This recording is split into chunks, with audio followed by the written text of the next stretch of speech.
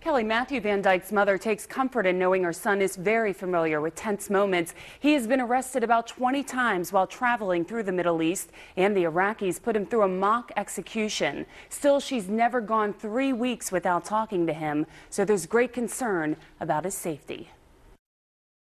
And this is from Libya, and it's made of camel bone. In his trips around the world, Matthew Van Dyke always carried home a gift for his mom. From Morocco, Spain, Egypt, and Iraq, this picture of Matthew is the most recent, right before he left for Libya. He rode his motorcycle through the Middle East when he started his travels back in 2007.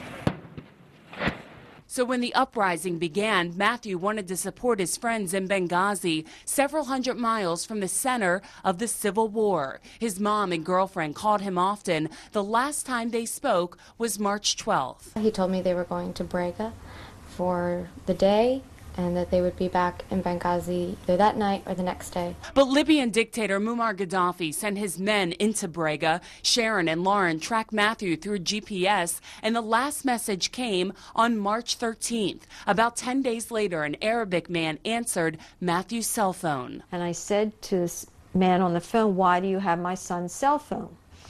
And he kept saying it wasn't his, I had dialed the wrong number. His last thing that this man said to me was, "I hope you find your son," and then the phone went dead.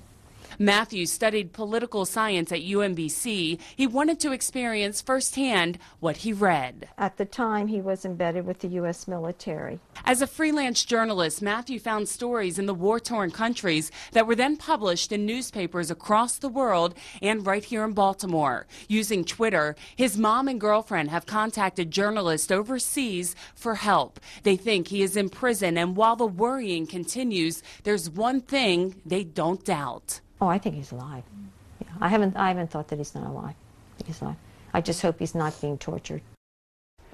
And Matthew Van Dyke had plans to write a book about the Middle East. His mom and girlfriend hope he will make it back home to share what must be an incredible story. Cheryl O'Connor, ABC 2 News.